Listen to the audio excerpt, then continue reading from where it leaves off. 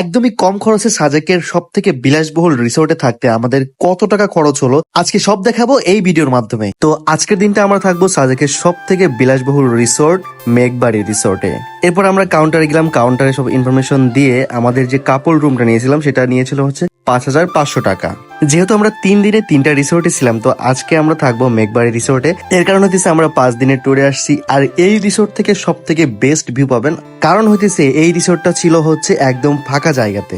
এখানকার প্রত্যেকটি স্টাফের ব্যবহার খুবই ভালো এবং তারা খুবই হেল্পফুল, আপনাকে যথেষ্ট পরিমাণ হেল্প করার ট্রাই করবে। যদি আপনারা ফ্রেন্ড সার্কেল আসেন তাহলে 4 জন পর্যন্ত এই রুমে থাকতে পারবেন। রুমটা অনেক বেশ বড় ছিল।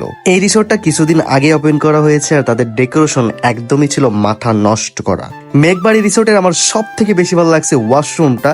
এরকম ওয়াশরুম থাকলে সত্যি কথা আপনার মনে হবে একদম পাহাড়ের চূড়ায় বসে আপনি পটি করতেছেন। পটি করতে কি মজারে ভাই, মনে আছে সারাটা দিন এই ওয়াশরুমে বসে পটি করি আর বসে বসে ভিউ দেখি। এমন ভিউ আপনি কোটি টাকা দিলেও পাবেন না। এরপর হঠাৎ করে চলে আসলো আমাদের সেই ওয়েলকাম ড্রিঙ্কস। এটা রুমের সাথে ইনক্লুডেড। এর সাথে সকালের নাস্তা পেয়ে যাবেন খিচুড়ি আর ডিম। ফ্রিতে কোনো কিছু পাইলে আসলে আমি কখনোই ছাড় দেই না। তারপর আমরা ওয়েলকাম ড্রিঙ্কসটা ট্রাই করলাম, মাশাআল্লাহ অনেক টেস্ট ছিল, যেহেতু এর মধ্যে বিট লবণ আর লেমন ছিল।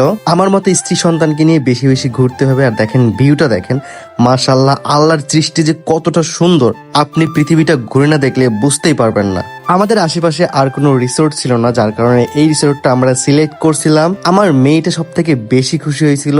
আর এমন প্রকৃতি যদি আপনি দেখেন, আপনি যতই মন খারাপ করে থাকেন, এমন ভিউ দেখলেই মনটা ভালো হয়ে যাবে।